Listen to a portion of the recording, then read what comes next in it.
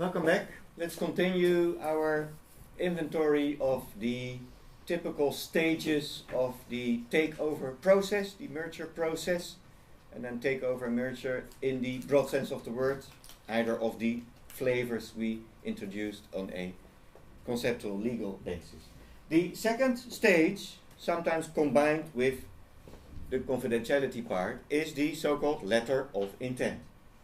That is a agreement, a contract, piece of paper with signatures, around which a lot of legal debate is going on, because it can be confusing. And it can be confusing on two elements. One is, what are the binding clauses and what are the non-binding clauses of the letter of intent?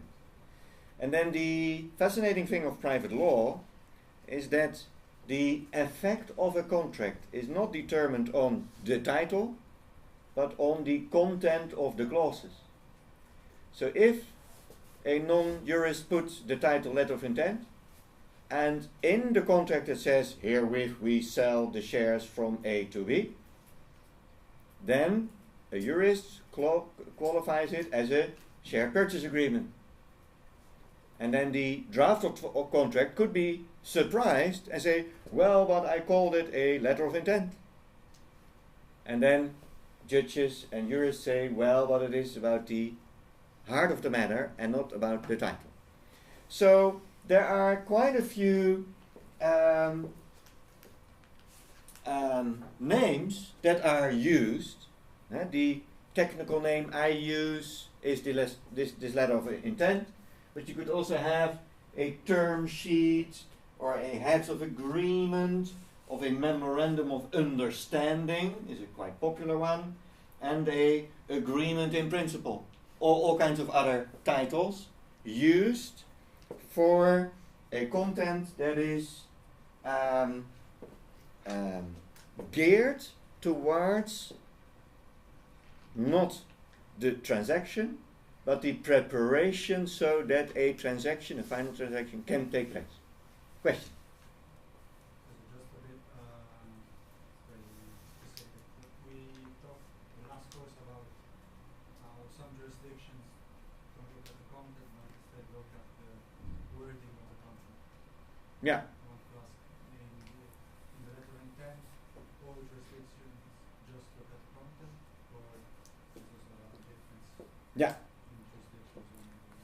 So the question is, I repeat the question, that in a course on private law, or in particular consumer law, the differences between common law and civil law was introduced, and one of the characteristics, where applicable, is that in common law countries the contracts between parties are taken literally, as in that the actual wording of clauses are decisive, whereas in certain civil law, continental European traditions, even a literal phrasing of a obligation can be overruled based on concepts like reasonableness.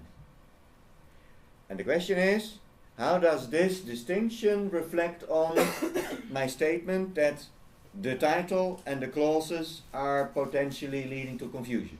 The answer to this question is that also in a common law system, the literal text of the clauses are looked at. So in my example, if the title is letter of intent or memorandum of understanding, and the clause says literally, herewith we sell the shares from A to B, dot, then that literal text is decisive. So I'm not referring to overruling concepts like reasonableness, etc.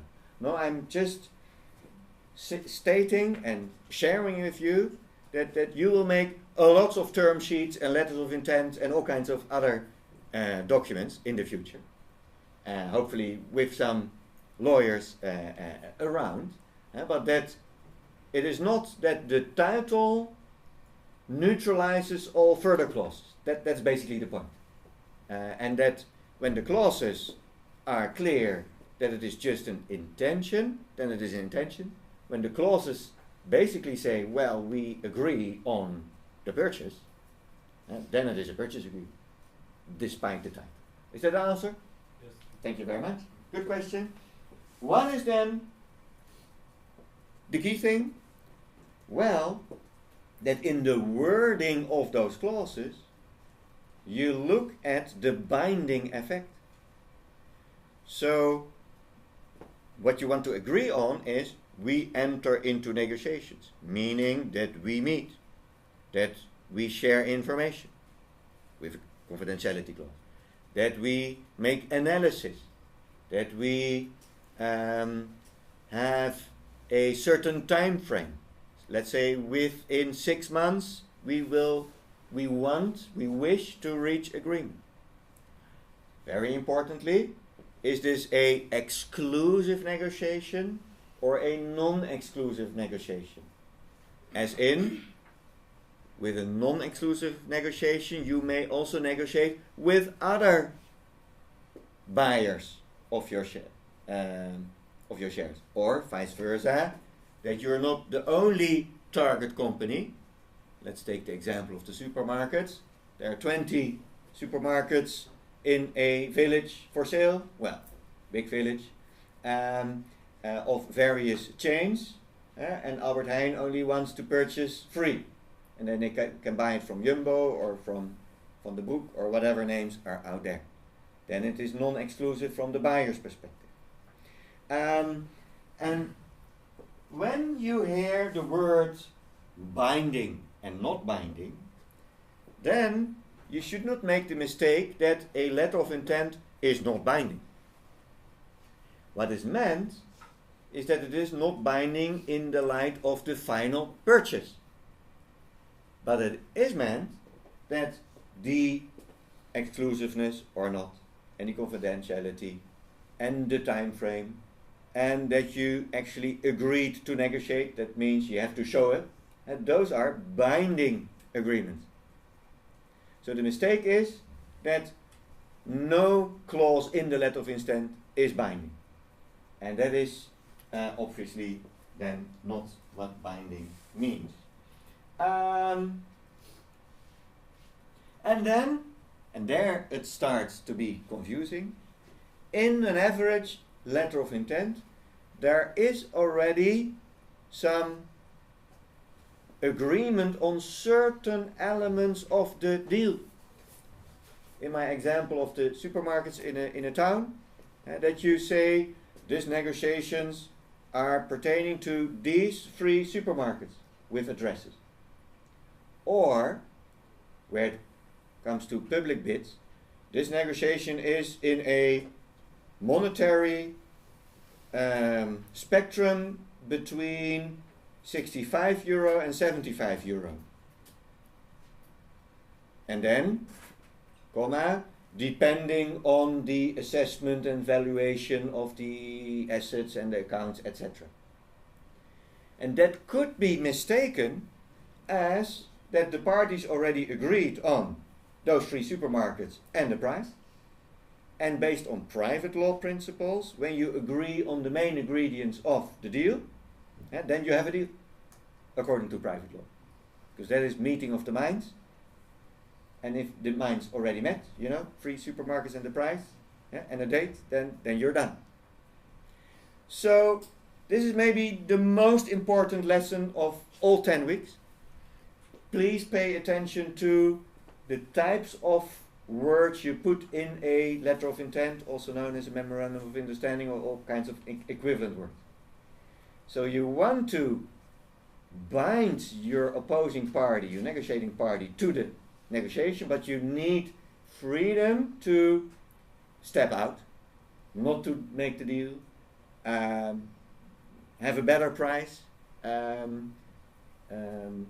change your mind on the supermarkets, that you say, no, I don't want those 3, but with second thoughts I want another 3, and all kinds of stuff. So this is a crucial thing, not alone, because a negotiation can take 2 years. Look at the merger of Bayer and Monsanto, two huge multinational corporations. Part and parcel of that whole merger is the merger control, the public law affair, the market failure regulation in the form of the license you need in the United States of America and in the European Union and other jurisdictions for big companies to form a even bigger company, which process can take a full year. That whole period is then, in many situations, based on a letter of intent. So, I didn't address that yet, but also regulatory, the dealing with regulators. When do we disclose the negotiation? When are we obliged to disclose? When do we inform the shareholders on the stock market? All kinds of ingredients in a potential letter of intent. Then the next step, from the perspective of the buyer, is the so-called due diligence. And due diligence is a funny term, but it receives a sort of standalone status in commercial advisory services world, because the word as such means taking good care.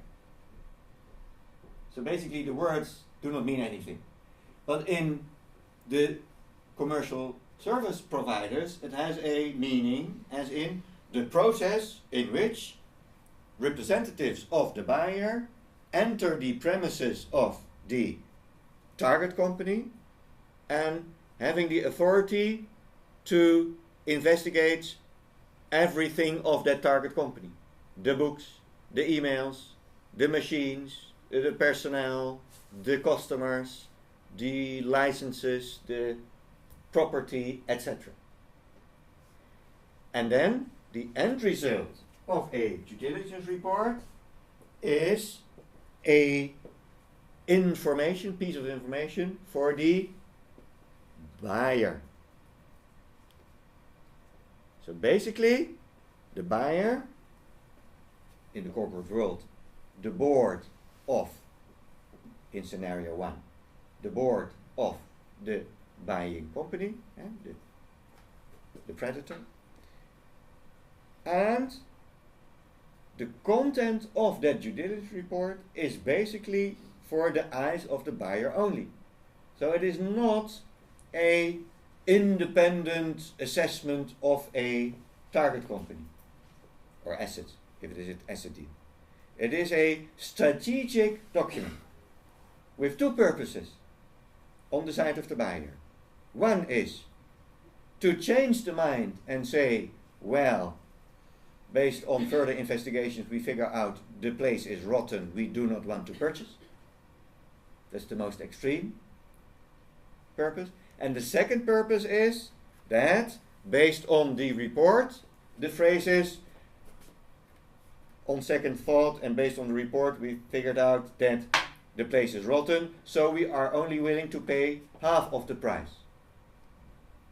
Those are the two strategic goals of a due diligence report. Then, how is that done in modern days? Basically, the essence of the target company is provided digitally. So, it is not that the whole team enters the premises. No, based on secured USB type of technology, there is a data room. And in that data room, based on screens and prints, the digital version of the company is made available for the due diligence team. What is the composition of the due diligence team? That is lawyers, economists, recruiters in terms of the personnel, all kinds of specialists that are able to look at the corresponding parts of the information of the target company. And then we talk about the corporate structure, and that is similar to the paper you made. That is then one chapter of a due diligence report, as in who is the mother, where are the subsidiaries, where is it listed, where not, what are the sort of board members, does it fit, are there correct board decisions, are the shares correctly connected to mothers, etc., are registers of shareholders up to date, these type of things. Secondly, the assets, an analysis of the assets. So are the sort of accounting work, are the or accountants work that you reassess the annual statement. Is the left column of the balance sheet in reality there? What about the depreciation of receivables and all kinds of consideration? Then obviously commercial, in terms of the contracts with the customers. In the telecommunication sector, the big money is in business communication, as in the contracts KPN and T-Mobile and so forth have with the government, with big companies in terms of all their telephone and communication services and internet. And then you assess the contract between KPN and the government in selling those services. On what point? Well, the duration of that contract. Is that a contract for another 2 weeks? Well, then the value of the contract is, 2 weeks. If the contract is for another 10 years, then there is high value. And so you analyze then the contract, example, as the representative of the commercial value. If that is not enough, you actually talk to that customer. And you say, if I am the new owner of this firm, are you willing to continue to be customer? And if the customer says no, then maybe there's no value in the corporation. That is, for instance, going back to startups, one of the biggest concerns of startups. Because startups have typically only 1 or 2 clients. Because they are small, so their sales department is not big. And that is why startups are bought that cheap. Because in that commercial chapter they say, well, you have a beautiful invention but no customers. And we have customers. So Apple to an inventor. And then the inventor says, well, I'm in negotiation with Apple and they offer 1.5 million. Woo, as a student, that's a lot of money. And then that poor inventor doesn't realize that Apple makes 1.5 billion with that invention. But Apple, and the team of Apple, says in the due diligence, you're a Delft Eindhoven graduate, here's 1.5, no customers, what are your plans with your beautiful invention? And so here you have the, in that due diligence, the commercial part, financial obviously, tax, and then legal as in liabilities. That is a popular topic at the Zuidas, at the law firms over there, where teams of lawyers then analyze the pending litigation, including non-competition negotiations with the EU, including, Samsung, Apple, they have huge litigations on patents. And then in a due diligence, if you want to purchase Samsung, then you analyze that litigation and you make predictions and all kinds of other stuff. And last but not least, in the light of the next topic after the season's holiday, corporate social responsibility, CSR, corporate social responsibility. On what level are you target company in terms of infringements of human rights abroad, child labor, non-sustainable energy aspects, etc. Again, with the purpose, as mentioned, of 2 sort of types of decisions. One, not to purchase in the first place. And secondly, most commonly, to influence the purchase price.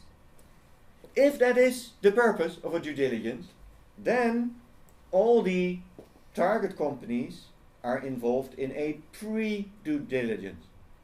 So prior to the opposing party entering your premises digitally, you do the same due diligence yourself, and where needed, you fix the documents. So if you discover that the shares of the subsidiary are not registered on the correct place, then you send some emails to the jurisdiction and civil notaries and all kinds of other assistants to fix them. And I dare to say that most companies on the globe are in a permanent pre-due diligence type of state of mind. Because all those companies are potentially targets of a takeover, or they are a target of a supervisory organ that, or a regulator that enters the premises. And that makes due diligence such a wide topic. Not that there are that many takeovers, but there is this potential of takeovers. And you want, as if your mother-in-law is visiting your home, and you clean your student home. That's basically pre-due diligence. Polishing the dishes and make sure that everything is in order. And I think that part of your degree is geared towards that capability, that you are the superb dishwasher in pre-due diligence terms of the same.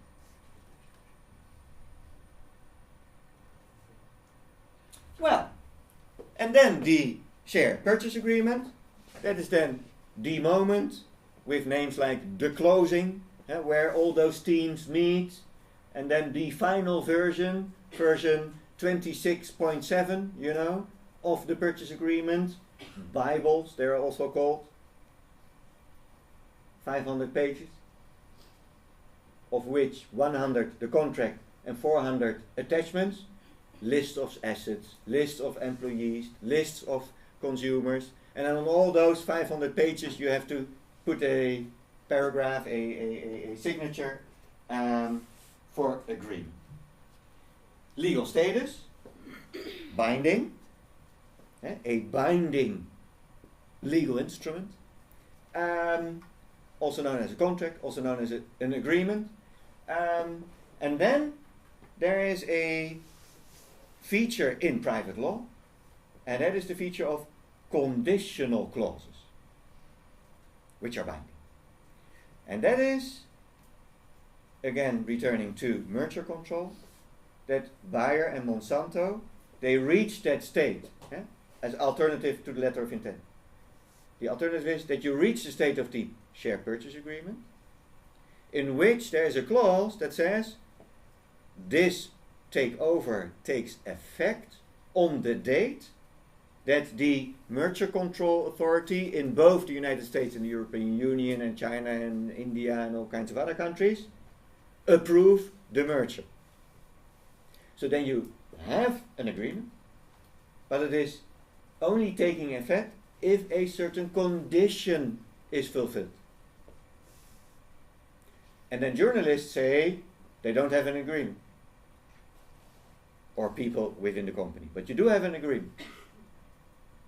It's outside your influence, and if that happens, taking effect means that the seller hands over the keys of the company, and that the transfer of ownership of the actual shares is taking place, be it in a private deal with the civil notary or equivalent, or on a stock market, that they are sold via the broker. And most importantly, that the purchase price is paid to the seller. So within purchase agreements, there are those two moments: the closing date and the taking effect date. And in between you can sort of play, in the sense that Monsanto and Bayer are companies that are active on the market. So that agreement is already 6 months old, and maybe takes another 2 years prior to the consent of the merger control authorities. In the meantime, they can have new patents, or they lose patents, or they lose markets, or they gain markets. So there can be a completely different situation on the taking effect date. Well, that is why those contracts are 100 pages, or 200 pages, or 1,000 pages, that they try in contract clauses to mitigate those uncertain future situations. That they say, if the market gains 10%, the purchase price will be 10% higher. So there are two effects. One is you only get the keys at the taking effect date. And secondly, the consequences of all kinds of events in the meantime could result in different types of obligations. And then the most dramatic version is that you agree that if there is a market share change of more than 10%, plus or minus, that you have to renegotiate. So then you have agreement, a price, you have identified which company you buy, etc., etc., etc. And then you agree, well, if we change color, in the future we have to renegotiate. And then you're back at square one. And if you reckon that in such a case, Bayer Monsanto, they burn $100 million in advisory services, $100 million, then you hate that clause that you have to renegotiate in 2 years' time. And so those are dramatic consequences of a little silly sentence in a contract somewhere on 1,000 pages. Because at that moment of the closing, our market share will remain 60%. But you know, maybe the next day a competitor invents something and you're gone. And so my advice is to clients, and via you to your clients, be very careful with a long time frame between closing date and taking effect date. Because that is a recipe for disappointment on one or the other side. Well, and then we move to that public bid flavor, the version that the sellers are individuals behind the back of brokers on the stock market. And there we have an example, the 13th directive, one of the 15 directives of the European Union, and in the United States of America we have equivalents that say, well, those shareholders are not at the negotiation table. They are not part and parcel of the letter of intent. They are not part and parcel of the bidding book and the due diligence reports, etc., etc. So they need protection. And basically, there are a few principles, and that is that you are not allowed in the purchase agreement to discriminate between the type of shareholders. So if the offer is €65 for each share, that is then applicable for all the shareholders.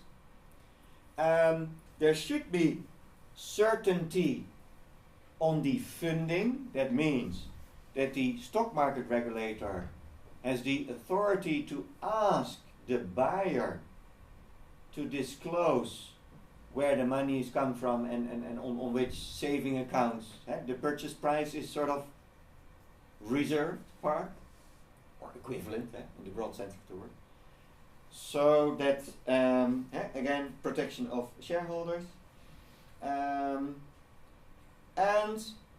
especially sufficient time, that is, that there are certain time frames, and I don't know them by heart, and they change by the time you have to deal with it. Those time frames are different, but that there's not a sort of overnight rate that, you know, Lufthansa purchases Airbus KLM in the weekend, and that all the shareholders are waking up on Monday morning, and that they say, well, on Sunday morning you got a memorandum of information and a prospectus or all kinds of other stuff on the deal. So enough time. And Article 6, all kinds of disclosure. The anatomy of corporate law guys would call that disclosure. In EU language, publicity. And here we have the publicity of then the offer, time frame, conditions. This offer is only valid if everybody offers or accepts the offer, sort of catch-22 situation, etc. Then, very importantly, And the topic of which journalists smile most, that is the role of the management. Based on our 5 concepts, we embrace the private law idea that the shareholder owners are the owners of the company. And Article 9 of the directive says the board should conform itself to that role. They're just delegated management. So they should not have a very strong opinion themselves. What is the reality? The UK, only 10% of the shareholders are sort of with an identity, 90% is without an identity, so to speak. Then supervisory boards and the boards are the leading organs. And they do have an opinion, up to and including all kinds of insider trading and conflict of interest levels. But prior to reaching that levels, they have all kinds of opinions. Not on the sale and purchase as such, but on the reasoning behind.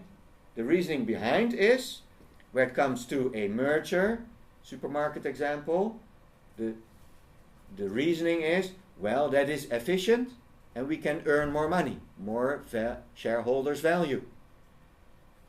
So the management is only saying, based on our calculations, that is not true. So that is 1. 2, the scenario of the venture capitalist, the Warren Buffett, where only the shares are purchased, not the companies are merged. Then also the management has no opinion on who is the shareholder, but the reasoning behind, think of movies like Pretty Woman and all kinds of other movies, and then those venture capitalists, they split the company in pieces and sell the pieces for more money than the value of the whole.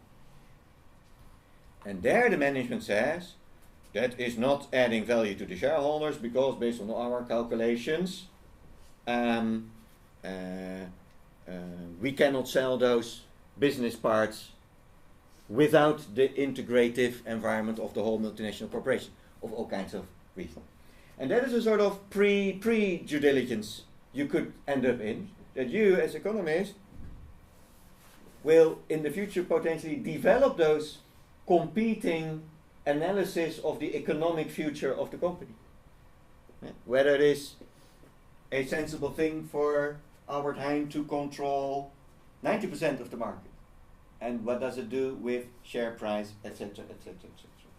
So there's a difference between neutrality, as in we do not have an opinion on who is the shareholder, and an opinion on what do you think is right for the company.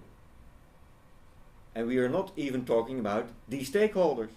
And remember, in Germany we have the highest level of stakeholder involvement in the board, Adidas having 50% of the board appointed by the employees. And then you can imagine that there is, within the concept of neutrality, much room of expressing your vision, what is the future of the company. Why? Because that is your job as manager. And so this is a very complex topic where there's quite a few of litigation as well. Whether it was neutral enough or not. And in the Netherlands with AkzoNobel, the same story. Were they neutral? They only expressed that they disagreed with the analysis of the the predator, that AkzoNobel would be better if cut in 2. They say, well, based on our calculation, that is not true. They did not say, we are not for sale. Why? They are not selling anything, they are just the management. And so that is the fine line, and I invite you in the newspapers to look at that. So this is regulation in the strict sense of the word, the market of shares, and that is then regulated in terms of the 13th directive. Monsanto Bayer, we will look at that in the workshop lecture. That is now in the phase that there is a purchase agreement, conditionally, awaiting the approval of the merger authorities. Quite exciting.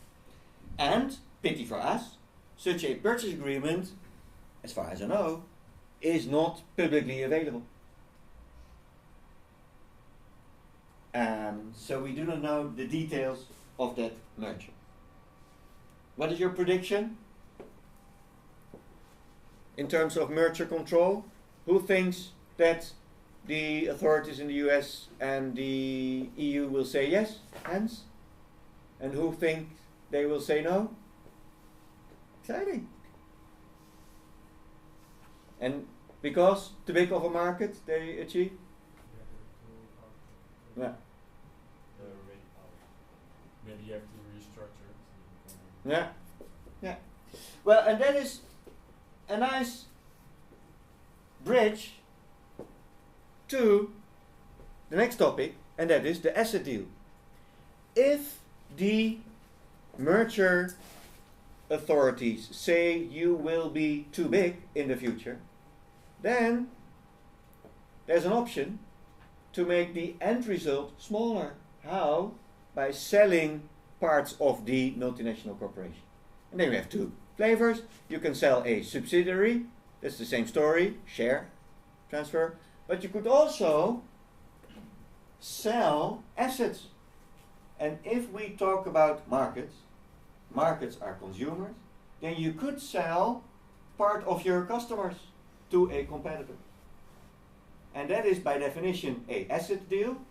And an asset deal is then basically that we have company A and company B.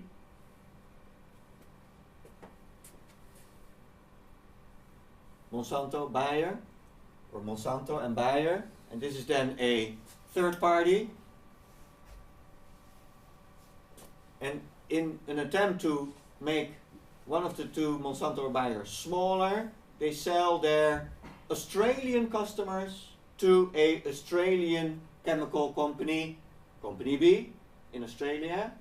And what are the assets? The bundle of the customers.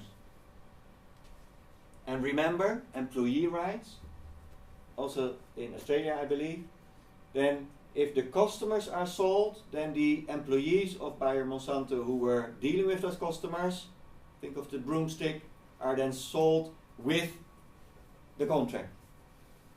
So then the company B gets not only the customers but also the employees who were account manager of those customers. End result is shareholder A does not have the assets anymore, and then company B has both assets of B and A together. How is that done? Due diligence on the side of company B. What are the customers? Can we offer them the services? How much should I pay? What is the value of those customers? Due diligence, and then when you present the due diligence report, you put your face muscles in a serious position. You say, the place is rotten. Those customers are not that valuable as you thought in your own book. And that reduces the payment. And then, well, the balance sheet of company A changes. Nothing more. So no share transfer, but just the asset deal. And then obviously, when you purchase the assets, one of the interesting questions is, what about the liabilities? What is the guarantees to that customer of products previously? And as a buyer, you don't want to have those liabilities. Yeah, with telecommunication services, those are instant services. But let's say we talk about seeds to produce crop. And then the seed could have a generic mistake. And there's guarantee, warranties on the product.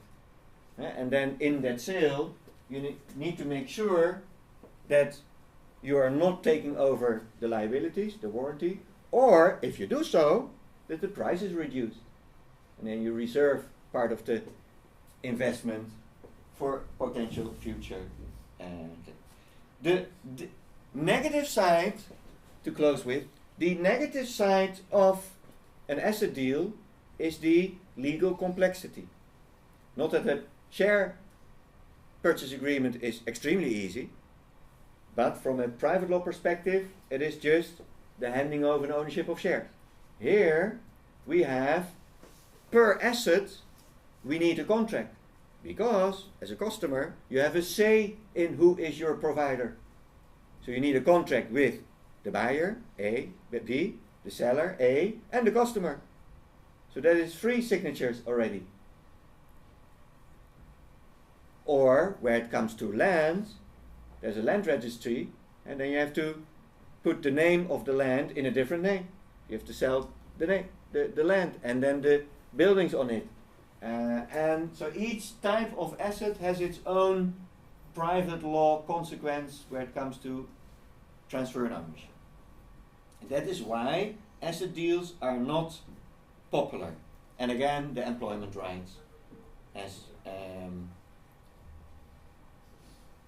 indicated in the law.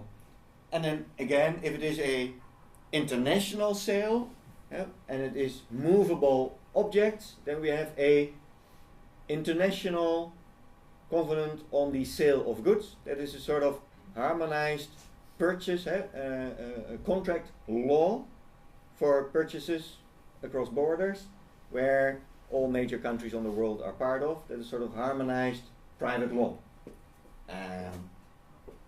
And the main clauses are the same as in average legal systems you're accustomed to. Well, and then last but not least, let's do it quickly. Merger is a sort of fiction. So you have 2 companies with 2 assets, and then you merge the legal persons into one. Quite easy, basically. And then we have 2 flavors. One is that they actually merge, and the third flavor is a sort of variation that they establish a new one, and that the 2, A and B, merge in the new company. So this is when there's sort of equal power, and they don't want in bodies in science fiction movies. You can move the brains in one person or the heart in the other, but you could also create a new person and then put the good parts of the fathers and mothers into the new one. Either way, the end result is that there's one legal person left with all the rights and obligations of the previous ones. And is it difficult for us to appreciate? No, this is just the concept of legal person. What was a legal person? A carrier of rights and obligations. And with a trick of law, you just create something new with then all the rights and obligations of the earlier. And this is what happened with Air France and KLM. They choose to do this legal merger version in terms of their mother companies, creating a new corporation, Air France KLM, which was then the new mother of all the subsidiaries that were existed. Why? Then it was not a takeover by Air France of KLM or KLM of Air France, although Air France is bigger than KLM. So this has to do with ego, with the male hormone of testosterone, and then the way out is the legal concept of merger. Okay, we create something new, and then we are equally powerful. Not quite, but at least it is not a newspaper line. KLM is taken over by Air France. Pity that journalists do not get this concept, so they, after all, put in the newspaper KLM is purchased by Air France, despite all the testosterone and egos that were trying to be served by this new legal person as an expression of the equality of it. Just as an example of how, well, those various flavors serve particular purposes. And in conclusion, maybe I repeat the 2 or the 3 major ones. This share purchase to combine a new, bigger company, Monsanto Bayer, or this investment corporation, KKK is now purchasing the margarines of Unilever yesterday, no, Friday, where this investment company is not interested to merge that Unilever margarine division into a bigger consumer products company, and then this sort of joint venture type of approach, like Air France, KLM, where they form a new company. That's basically the biggest third flavor, and then in between we have a few sub-flavors as discussed earlier. I think that this chapter adds to your appreciation of your paper, and I invite you to, where applicable, in your presentation to highlight where recent mergers led to the end result you are presenting to your classmates, and then where possible which of the 3 flavors were chosen. If there were no takeovers in the distant past, then skip that. But where applicable, please also include this type of categorization of takeover topics in your presentation. The paper is handed in. Thank you for that. Appreciate that. I will look at that. And on Thursday coming, we have 5 presentations. So that means that 50 minutes of the first hour we look at this topic, and then we have a series of presentations. Thank you very much, and enjoy your day, and thank you for your attention.